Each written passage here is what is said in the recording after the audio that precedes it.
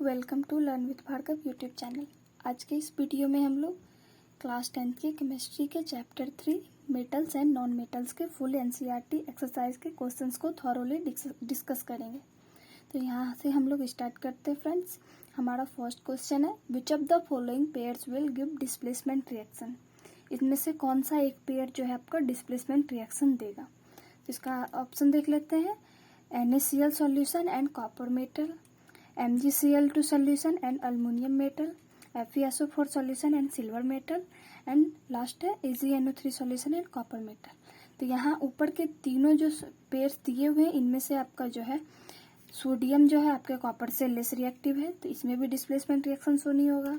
Magnesium से जो है अल्मोनियम लेस रिएक्टिव है, तो इसमें भी नहीं होगा। और यहाँ आयरन से जो है सिल्वर बहुत ही ज़्यादा कम रिएक्टिव है।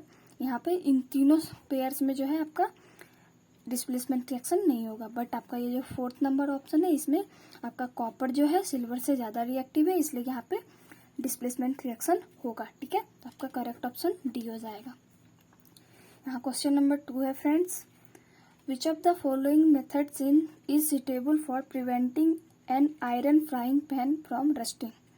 आयरन फ्राइंग पैन को जो है रस्टिंग से प्रिवेंट करने के लिए कौन सा एक मेथड को हम लोग अप्लाई करेंगे। तो यहाँ पे फर्स्ट है अप्लाइंग ग्रीस, सेकेंड है अप्लाइंग पेंट, थर्ड है applying a coating of zinc and last है ऑल ऑफ द एबव।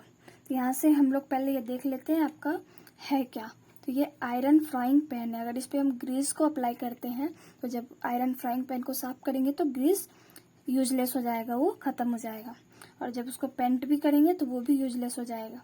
ठीक है, तो ये दोनों आप नहीं कर सकते क्योंकि आयरन फ्राइंग पैन है। ठीक है, तो यहाँ पे आपका correct option applying a coating of zinc, zinc के कोटिंग को अप्लाई करेंगे तो फिर वो आपका रस्टिंग से प्रिवेंट हो जाएगा। यहाँ से हमारा क्वेश्चन नंबर 3 है, an element reacts with oxygen to give a compound with a high melting point, this compound is also soluble in water, the element is likely to B.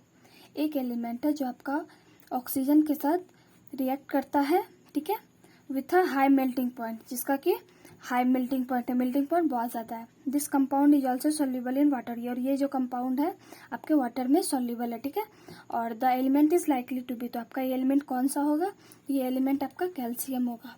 Okay, क्योंकि जब ये calcium आपका oxygen के साथ react करेगा तो ये calcium oxide form करेगा, और यही कैल्शियम ऑक्साइड जब आपके वाटर के साथ रिएक्ट करेगा तो कैल्शियम हाइड्रोक्साइड फॉर्म करेगा। ठीक है, और ये जो है आपका वाटर में सॉल्युबल है। ठीक है, यहाँ से आपका करेक्ट ऑप्शन कैल्शियम हो जाएगा। यहाँ से हम लोग 4th नंबर क्वेश्चन देख लेते हैं, food cans are coated with tin and not with zinc because. आपका जो भी फूड कैन होता है वो जिंक टीन के साथ कोटेड होता है बट जिंक के साथ नहीं, क्यों। ऑप्शन देख लेते हैं, zinc is costlier than tin, second है zinc has a higher melting point than tin, third है zinc is more reactive than tin, and fourth है zinc is less reactive than tin. तो यहाँ से आप देख लेते हैं कि zinc is costlier than tin, तो ये तो कहीं से मीन्स कोई इशू ही नहीं है। ठीक है, zinc has a higher melting point tin, तो ये भी आपका जो है करेक्ट नहीं है। Zinc is more reactive than tin, तो ये आपका सही है क्योंकि ये जिंक जो है आपका टीन से मोर रिएक्टिव है, और इसीलिए जब इसका अगर हम फूड कैन बनाएंगे तो ये जो है रस्टिंग होकर के खराब हो जाएगा। तो ये आपका करेक्ट रीजन है जिसके कारण हम लोग जो है फूड कैन को टीन के साथ कोटेड करते हैं बट जिंक के साथ नहीं करते हैं। और यहाँ से हमारा 5th नंबर क्वेश्चन है, you are given a hammer, a battery और bulb, wires and a switch. ठीक है, आपको एक हैमर, एक बैटरी, एक बल्ब और एक वायर और एक स्विच दिया गया है। ठीक है, how could you use them to distinguish between samples of metals and non metals. तो आप इन सब चीज़ों का यूज करके कैसे आप फाइंड आउट करेंगे कि आपका कौन सा मेटल है और कौन सा नॉन मेटल है। यहाँ से हम लोग आंसर देख लेते हैं friends, to identify whether the sample is metal और non metal we beat the sample with hammer, if does not break it is a metal and if it breaks it is a non metal. ठीक है, तो अब जब हम लोगों को find out करना होगा तो उसको आइडेंटिफाई करने के लिए क्या करेंगे, हम लोग उस सैंपल को जो है हैमर से बीट करेंगे। ओके, बीट करने पे अगर आपका सैंपल ब्रेक हो जाता है तो वो क्या हो जाएगा, आपका नॉन मेटल हो जाएगा, और अगर वो ब्रेक नहीं होता तो वो आपका मेटल हो जाएगा। ठीक है, एक तो ये आपका हुआ, दूसरा देख लेते हैं, when you connect metal with a battery, a bulb and a switch, it conducts the electricity and the bulb glows. और जब हम लोग बल्ब, बैटरी और स्विच वायर का यूज़ करेंगे तो वहाँ से क्या कर सकते हैं, अगर ये मेटल के साथ कनेक्ट होगा तो आपका बल्ब जो है ग्लो करेगा, ठीक है। और when you connect non metal with a battery, a bulb and a switch, it does not conduct the electricity and the bulb does not glow, ठीक है। तो आपका जो नॉन मेटल है वो इलेक्ट्रिसिटी को कंडक्ट नहीं करता, इसीलिए आपका जो है बल्ब ग्लो नहीं करेगा और यहाँ से आपका क्या हो जाएगा, नॉन मेटल हो जाएगा, ठीक है। और इसके सेकेंड पार्ट को देख लेते हैं। Assess the usefulness of these tests in distinguishing between metals and non metals, ठीक है। तो आपका जो भी है, इस जो भी आप टेस्ट किए उसके आधार पर आप क्या क्या बता सकते हैं मेटल और नॉन मेटल के बारे में। तो with the help of this test we can test the malleability and conductivity of metals and non metals. तो इस जो भी आप टेस्ट अभी ऊपर किए थे, हैमर से बीट किए थे या फिर बल्ब को ग्लो करवाए थे और जो बल्ब ग्लो नहीं हुआ था, उस सब टेस्ट के बेसिस पे हम लोग मेटल्स के और नॉन मेटल्स के मेलिएबिलिटी और कंडक्टिविटी ऑफ मेटल्स का जान सकते हैं, ठीक है। यहाँ से हमारा 6 नंबर क्वेश्चन है, water amphoteric oxides give 2 example of amphoteric oxide, ठीक है। तो यहाँ से हमारा एम्फोटेरिक ऑक्साइड क्या है और उनके 2 एग्जाम्पल देने, ठीक है। तो amphoteric oxides are those oxides which react with both acids and bases to form salt and water, ठीक है। तो एम्फोटेरिक ऑक्साइड्स क्या होते हैं फ्रेंड्स, जो कि आपके एसिड के साथ भी रिएक्ट करते हैं और बेसिस के साथ भी रिएक्ट करते हैं, मीन्स वो दोनों नेचर शो करते हैं, ठीक है। जब एसिड्स के साथ रिएक्ट करते हैं तो वो एज ए बेस रिएक्ट करते हैं और साल्ट और वाटर फॉर्म करते हैं, और जब वो बेस के साथ रिएक्ट करते हैं तो एज ए एसिड, ठीक है, एज एन एसिड रिएक्ट करते हैं और उस टाइम पे भी आपका साल्ट और वाटर फॉर्म होता है, ठीक है। तो यहाँ से हम लोग एग्जांपल देख लेते हैं, आपका लेड ऑक्साइड और एल्यूमिनियम ऑक्साइड, ये आपका क्या है, एम्फोटेरिक ऑक्साइड है, ठीक है। तो यहाँ से एग्जांपल देख लेते हैं, जब आपका एल्यूमिनियम ऑक्साइड जो है एसिड, ठीक है, ये एसिड हो गया, इसके साथ रिएक्ट करते हैं तो इस टाइम पे ये क्या हो जाएगा, बेसिक नेचर को शो करेगा, ठीक है। तो यहाँ से आपका ये सॉल्ट और ये वाटर को फॉर्म करता है, ठीक है। तो यही आपका एम्फोटेरिक ऑक्साइड होता है, ठीक है। यहाँ से हम लोग क्वेश्चन नंबर 7 देख लेते हैं। Name 2 metals which will displace hydrogen from dilute acids and 2 metals which will not, ठीक है। 2 ऐसे मेटल्स का नाम बताना है जो कि आपके हाइड्रोजन को उसके डाइल्यूट एसिड से डिस्प्लेस कर देगा, और 2 ऐसे मेटल का भी नाम बताना है जो कि नहीं कर पाएगा, ठीक है। तो यहाँ से हम लोग देख लेते हैं answer, 2 metals which will displace hydrogen from dilute acid, ठीक है। तो ऐसे 2 मेटल जो कि डाइल्यूट एसिड से हाइड्रोजन को डिस्प्लेस कर देंगे, वो सब कौन है, आपका जिंक है और मैग्नीशियम है, ठीक है। यहाँ से फ्रेंड्स आप सोडियम भी ले सकते हो, कैल्शियम भी ले सकते हो, ठीक है। तो जब आपका जिंक आपके डाइल्यूट एसिड के साथ रिएक्ट करेंगे उसके सॉल्यूशन से, तो आपका जिंक क्लोराइड और हाइड्रोजन फॉर्म होगा, ठीक है। और जब आपका मैग्नीशियम भी उसके साथ रिएक्ट करेगा तो मैग्नीशियम क्लोराइड और हाइड्रोजन गैस फॉर्म होगी, ठीक है। और जो 2 मेटल आपका जो उसके साथ रिएक्ट नहीं करेगा, उसके डाइल्यूट एसिड के सॉल्यूशन से उसके हाइड्रोजन को जब डिस्प्लेस नहीं करेगा, वो कौन कौन से हैं, तो वो आपका कॉपर है और सिल्वर है। यहाँ से आप प्लेटिनम भी ले सकते हो और गोल्ड भी ले सकते हो, ठीक है। ये भी बहुत लेस रिएक्टिव होते हैं, जो कि डाइल्यूट एसिड के सॉल्यूशन के फॉर्म में आप हाइड्रोजन को डिस्प्लेस नहीं कर पाते हैं।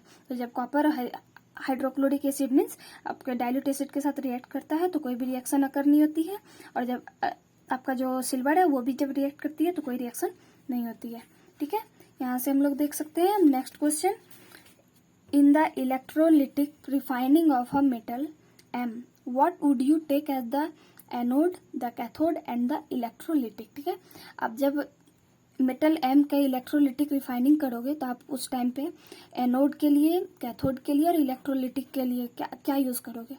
तो आंसर देख लेते हैं friends, in the electrolytic refining of metal M, cathode के लिए हम लोग क्या करेंगे, प्योर मेटल एम को ही लेंगे, एनोड के लिए क्या करेंगे, इम्प्योर मेटल एम लेंगे, और इलेक्ट्रोलिटिक के लिए salt solution of metal M, ठीक है। यहाँ से हम लोग 9th नंबर क्वेश्चन देख लेते हैं। प्रत्युष टूक sulphur powder on a spatula and heated it, ठीक है। प्रत्युष जो है सल्फर पाउडर को लिया और उसको जो है एक स्पैचुला पे लिया, ठीक है। आप फिगर में देख सकते हो, ये आपका स्पैचुला है जिसपे ये आपका सल्फर पाउडर है, ठीक है। तो इसको क्या किया, हीट किया। He collected the gas evolve by inverting a test tube over it, ठीक है। तो यह जब आपका इसको जब हीट करेंगे तो ये सल्फर और ऑक्सीजन जब रिएक्ट करेगी, ठीक है, तो जो गैस आपका इवॉल्व हुआ तो उसको क्या किया, उसने एक टेस्ट ट्यूब में जो है उसको इन्वर्ट कर लिया, ठीक है, as shown as in the figure, जैसा कि आपके फिगर में दिखाया गया है, ठीक है। तो यहाँ से हम लोग देख लेते हैं इसका क्वेश्चन क्या है। What will be the action of gas on dry litmus paper, ठीक है। तो आपका जो गैस इवॉल्व होगा जो कि उसने टेस्ट ट्यूब में इन्वर्ट करा था, वो आपके ड्राई लिटमस पेपर पे जो है क्या रिएक्ट करेगा। तो आपको पहले से ही पता है कि ड्राई लिटमस पेपर पे गैस का कोई भी रिएक्शन शो नहीं होता है, ठीक है। तो आंसर हो जाएगा there will be no reaction on dry litmus paper, ठीक है। तो आपका क्या होगा, कोई भी एक्शन शो नहीं होगा। और सेकंड है मॉइस्ट लिटमस पेपर, और जब आपका वो गैस मॉइस्ट लिटमस पेपर के साथ रिएक्ट करेगा तो फिर क्या शो करेगा, तो आपका जो है सल्फर, जब ऑक्सीजन के साथ रिएक्ट करेगा तो सल्फर डाइऑक्साइड रिएक्ट करेगा जो कि एक एसिडिक ऑक्साइड है, ठीक है। तो ये जो है आपका जब मॉइस्ट लिटमस पेपर के साथ रिएक्ट करेगा तो लिटमस पेपर जब पर्पल कलर का होता है तो वो जब एसिड के साथ रिएक्ट करता है तो वो क्या करता है, रेड हो जाता है, ठीक है, रेड में टर्न हो जाता है, वो क्या हो जाएगा, रेड हो जाएगा। एंड इसका बी नंबर है right a balanced chemical equation for the reaction taking place, ठीक है। तो यहाँ से आपका जो वहाँ पे रिएक्शन हुआ उसके लिए एक बैलेंस्ड केमिकल इक्वेशन लिखना है, ठीक है।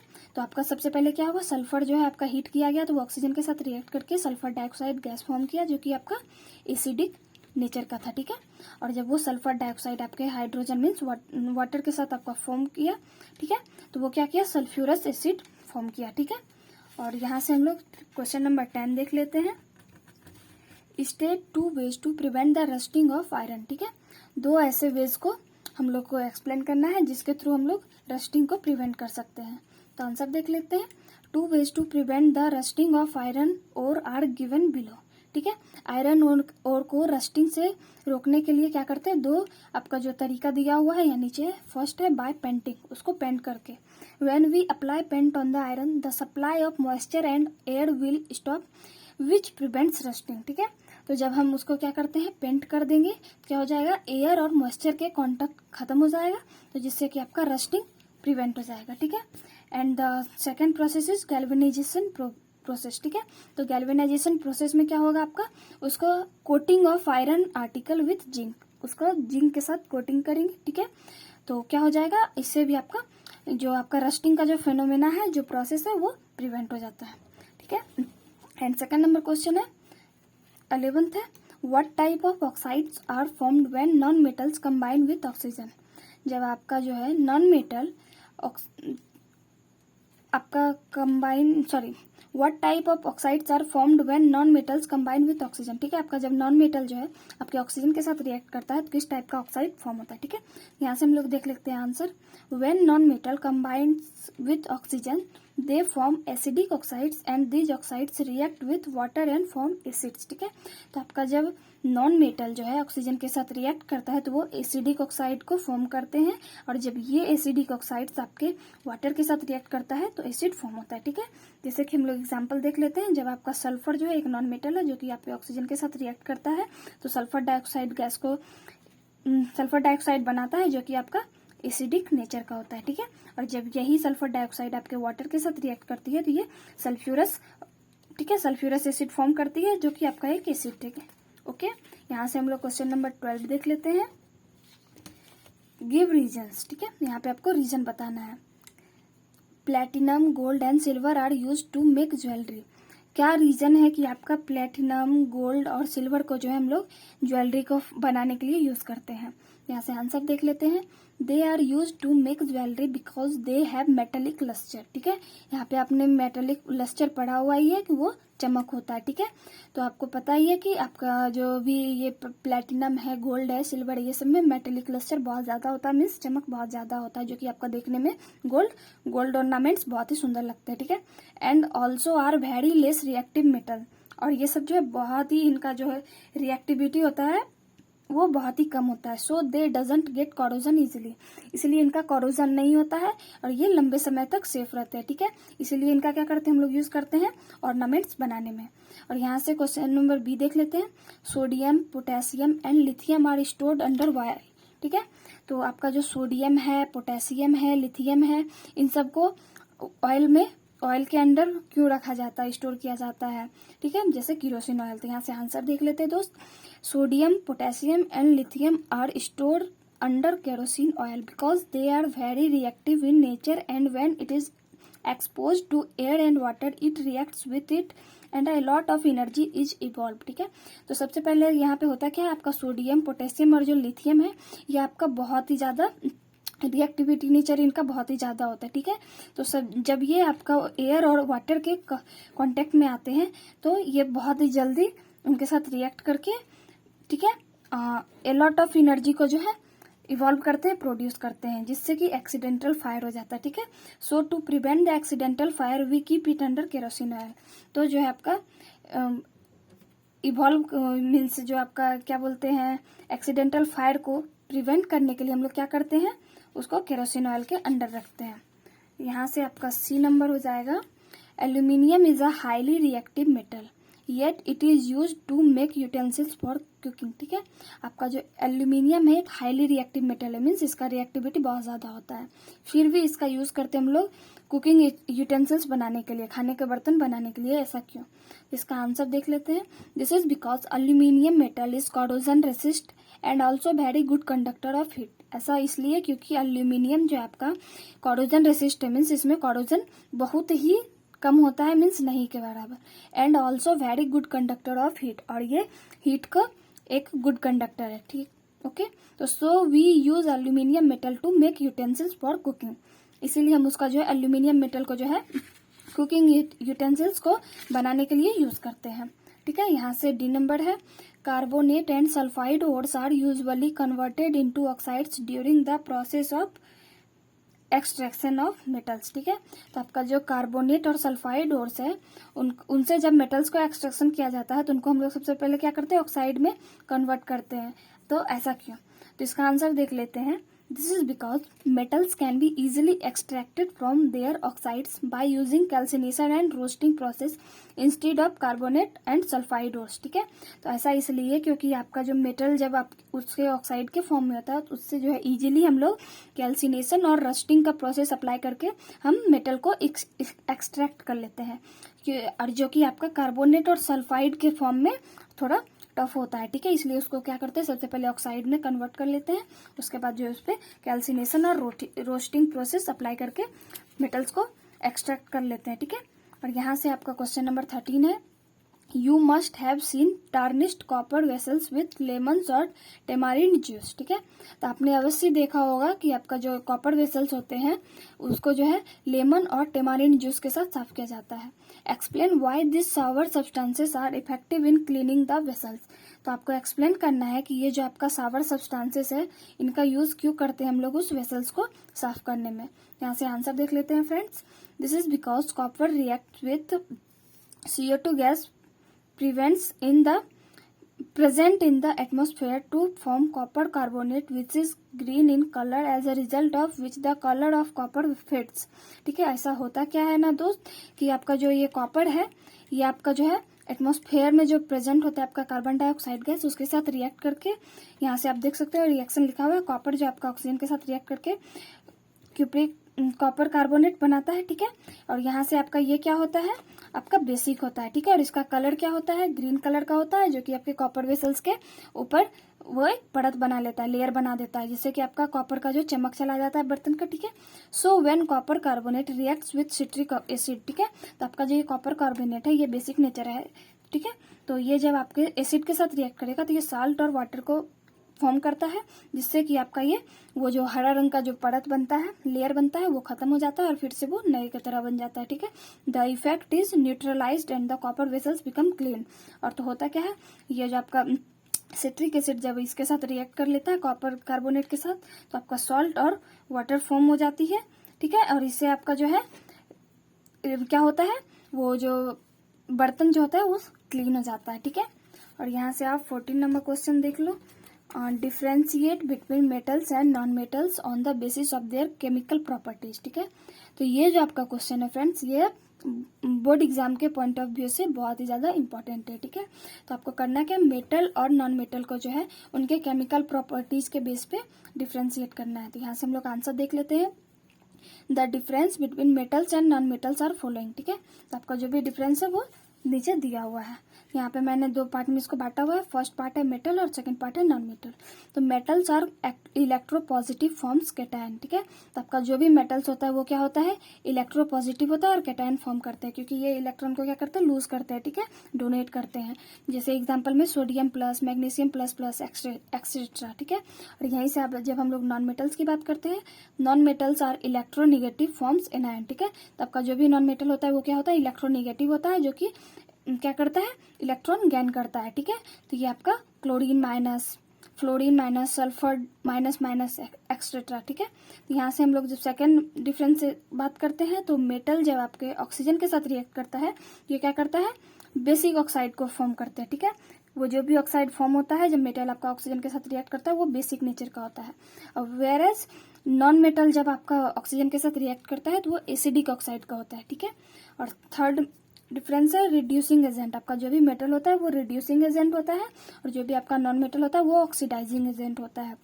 And the last difference, metals react with water to form oxides and hydroxide. जब आपका मेटल जो है वाटर के साथ रिएक्ट करता है तो ऑक्साइड और हाइड्रोक्साइड को फॉर्म करता है, ठीक है।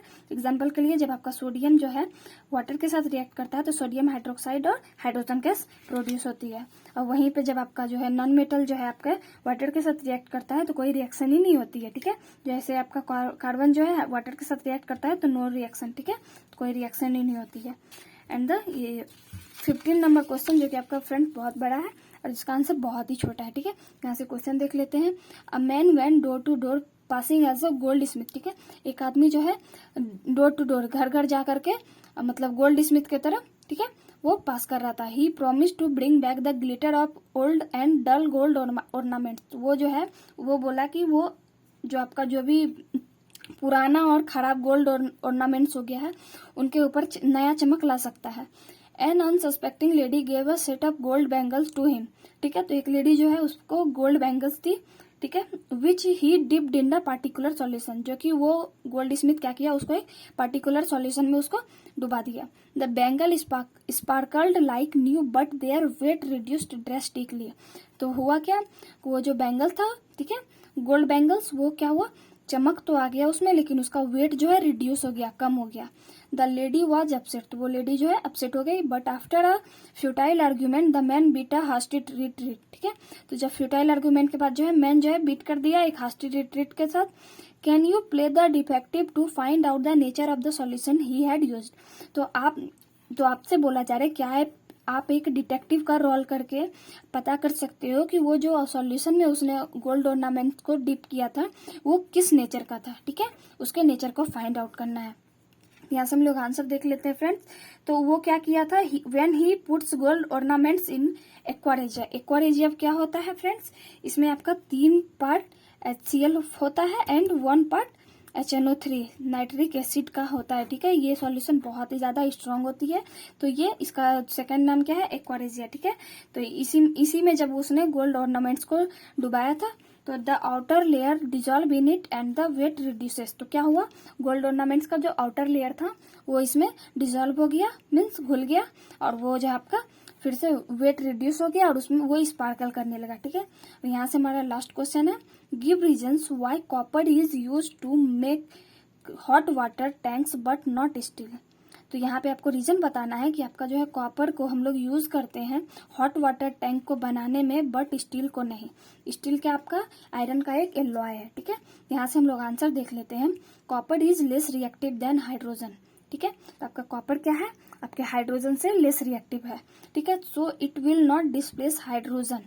तो ये क्या करेगा, जब आपका वाटर के साथ रिएक्ट करेगा तो ये हाइड्रोजन को डिस्प्लेस नहीं करेगा। However steel and alloy of iron, जो कि वहीं पर जब आपका स्टील जो है वो एक एलॉय ऑफ आयरन है, ठीक है, आयरन का एलॉय है। और आयरन तो आपको पता ही है हाईली रिएक्टिव एलिमेंट है, और जब ये वाटर के साथ रिएक्ट करेगा तो ये उसका ऑक्साइड बना देगा और हाइड्रोजन गैस फॉर्म करेगा, ठीक है। तो मीन्स क्या करेगा, वाटर के सॉल्यूशन से जो उसको हाइड्रोजन गैस को डिस्प्लेस कर देगा। Reacts with water steam and crore that tank, ठीक है। तो क्या करता है, आपका जो स्टील होता है वो आपका वाटर स्टीम के साथ रिएक्ट करके वो आपका उसका ऑक्साइड बना लेता है, ठीक है, आयरन का ऑक्साइड फॉर्म कर देता है और हाइड्रोजन गैस, ठीक है। और यहाँ से आपका जो है टैंक जो है कॉरोडेड हो जाता है, इसीलिए उसको प्रिवेंट करने के लिए हम लोग क्या यूज़ करते हैं, कॉपर को यूज़ करते हैं, ना कि स्टील को, ठीक है। यहाँ से हमारा जो है चैप्टर 3 का जो भी आपका एनसीईआरटी का क्वेश्चन था वो पूरा हम लोग सॉल्व कर लिया। अब नेक्स्ट वीडियो में हम लोग चैप्टर 4 का हम लोग डिस्कस करेंगे। अगर आपको ये वीडियो पसंद आई हो तो प्लीज़ आप चैनल को सब्सक्राइब कर दीजिए, इस वीडियो को लाइक करें और प्लीज़ शेयर करें। और आपको अगर कहीं पे प्रॉब्लम हुआ हो तो आप उसे कमेंट्स में बता सकते हो। Thank you.